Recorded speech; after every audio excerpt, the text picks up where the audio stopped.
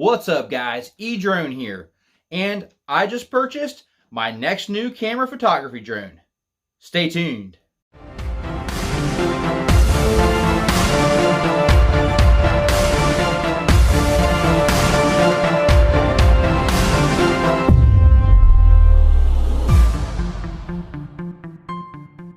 I finally found the perfect replacement upgrade from my original DJI Mavic Air.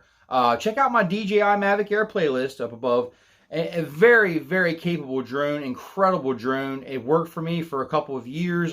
Only issues I really had was the Wi-Fi latency lag in high Wi-Fi congested areas. That seemed to be the major issue I had with that drone, so I needed to upgrade.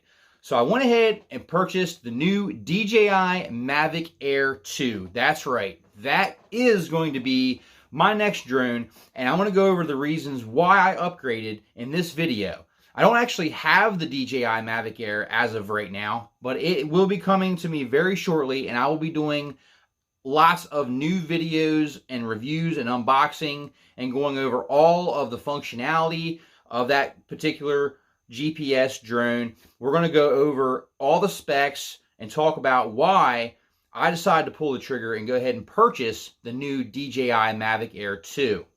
Now, there is a lot of enhancements and additions to the new Mavic Air 2 that made it very tempting for me to go ahead and upgrade. First and foremost, OcuSync 2.0. This is probably the biggest addition, most exciting feature that made me want to upgrade from my original DJI Mavic Air. The fact that we're able to do away with the Wi-Fi controllability and have that nice stable OcuSync 2.0 transmission system with a 1080p transmission live feed video back to my device, it's a no-brainer for me. I knew right then and there when I heard it was getting the OcuSync, that was going to be my next drone. That coupled with the extra added flight time of 34 minutes maximum. The original Mavic Air with the quiet propellers, I was getting about 18 minutes. So this is a solid over 10-minute increase on flight time. That was a very big determination in me getting this drone. So now we've got OcuSync 2.0, 34-minute flight time. Now let's talk about the camera. We now have a 1/2-inch CMOS sensor.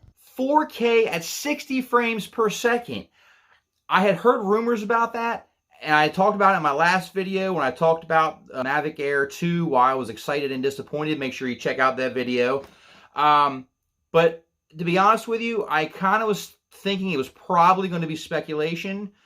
When it actually came to be true that DJI was putting 4K 60 in this particular camera bird, even better yet, I was like, wow, I've got the 4K 60, I've got the longer flight time, I've got the stable OcuSync 2.0 transmission system without the Wi-Fi lag and interference. Even though I really wasn't sold on the look of the Mavic Air 2, looks alone is not a reason for me not to buy that drone. And that was the only reason that I didn't like when I originally saw the new Mavic Air 2. Let's talk about 8K hyperlapse. This new drone has 48 megapixel camera that's able to take amazing stills, amazing photos, and 8K hyperlapses, which I'm really excited to test out. That's going to be a really important aspect of this drone. It's going to be able to take amazing pictures. You're going to be able to crop them any way you like, and they're still going to look fantastic. Let's go ahead and talk about the new Active Track 3.0. The original Active Track on the Mavic Air was okay. Actually, at the time when it launched, it was one of the best features that came with that drone. It was actually one of the reasons a lot of people bought the original Mavic Air was because they upgraded the software. The camera was already a lot better than the Mavic Pro and a higher upload bitrate at 100 megabits per second. That coupled with the new Active Track software that came with the original Mavic Air made it very enticing to want to go ahead and buy that drone. And it worked well for what it was. However, it did have some downfalls. It did have some glitches. It would lose subjects sometimes when going through trees or different obstacles. And obviously there was no side obstacle avoidance. The new Active Track 3.0 looks to be a lot more promising. Looks to be a little bit more robust. And it looks like it's going to be able to keep the tracking a little bit closer to the subject and not easily lose the subjects as easily as it did with the original Mavic Air. So anxious to see and test those features and functionality on the new Mavic Air 2 when it comes in. So, ActiveTrack 3.0, OcuSync 2.0, 34-minute flight time, 4K 60 with 48 megapixel camera, plus the new 8K hyperlapse. All these things coupled together with 34-minute flight time, definitely be the drone of the year, I would say.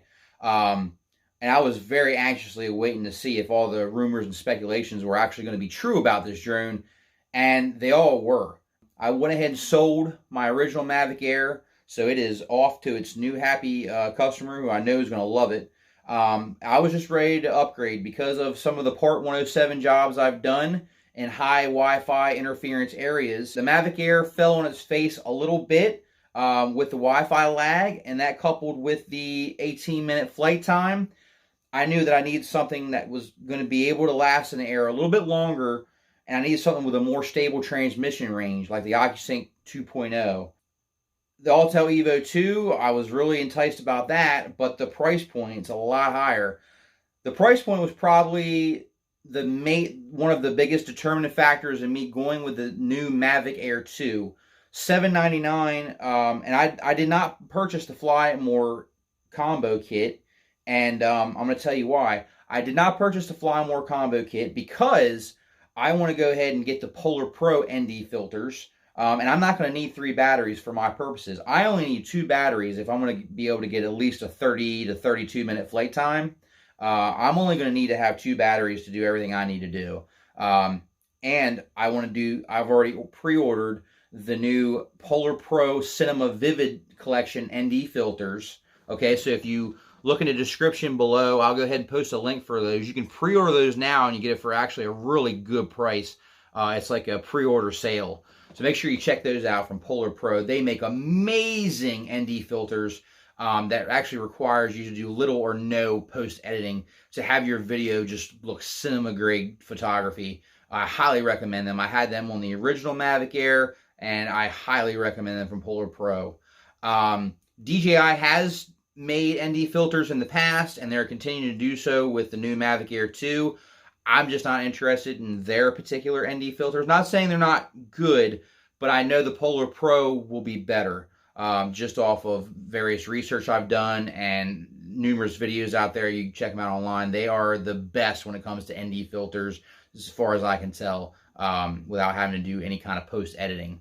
So, very excited, guys. The Mavic Air 2 will be coming to me. I've purchased this drone with my own money as a consumer, so I'll be giving you a consumer unbiased review. DJI has not sent me this drone. I have not got this drone on any kind of affiliate. I purchased this as a customer, just like most of you watching this video. So I'll make sure I go over all of the functionality. We'll be testing it, putting it through its paces, checking out the new ActiveTrack 3.0. We'll be doing some range testing.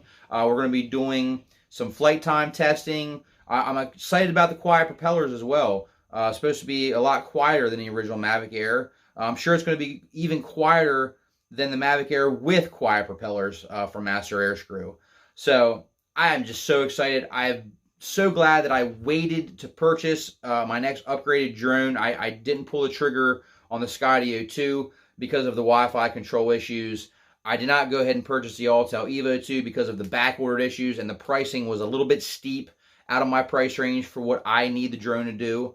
The Mavic Air 2 it checked every box for me and what I need. And when I buy a drone, guys, it's because it's for what I need and my needs and what I need it for. I don't just go out and purchase drones just to do reviews on them. The drones that I've purchased in the past have been because that's what I needed for my individual needs. And I suggest you guys do the same. You know, buy something based on what your needs are. What's your price range? What's your budget? You know, what kind of flight time do you need to get the shots that you need to get? What kind of control are you going to be happy with? Are you going to be happy with Wi-Fi controlled, or are you going to want something a little bit more? I feel like the Mavic Air 2 has finally bridged the gap between the Wi-Fi control issue, the cheaper Wi-Fi controlled drones, and the more expensive prosumer Mavic 2 style drones with the OcuSync. I feel like now the Mavic Air has bridged that gap and is allowing more people on a lower budget to get a almost pro level style of drone. I'm a little nervous as well. I'm a little nervous about the new app. So the new Mavic Air 2 is going to be using the new DJI Fly app that the Mavic Mini uses. I'm hoping that a lot of the same adjustable settings are going to be on that app, like I had on the DJI Go 4 app for my Mavic Air. I was able to change the shutter speed, the ISO. I'm hoping all those functions are still going to be available on the new app. I'm a little bit nervous, but I think what we're going to see is, I think we're going to see a little bit more out-of-the-box, fine-tuned, ready to go with this particular drone.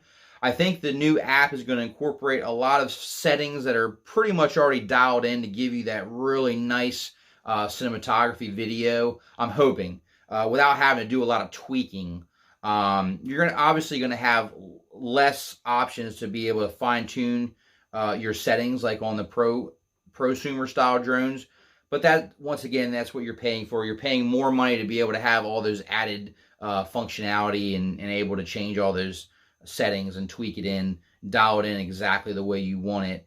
But for me personally, the Mavic Air the footage that came out of that drone was more than enough for my needs. And I know the Mavic Air 2 is not going to disappoint. I can't wait to share it with you guys. Thanks so much for watching, guys. And put down in the comments, do you think I made a wise decision on selling my Mavic Air and upgrading to the new Mavic Air 2? Or do you think I should have went with the Skydio or maybe the Autel Evo 2? Or maybe a completely different style drone? What do you guys think? Put it down in the comments if you think I made a good decision by upgrading to the new DJI Mavic Air 2. Lots more Mavic Air 2 videos to come on the channel, so stay tuned for that. And until next time, guys, thanks for watching. eDrone, out.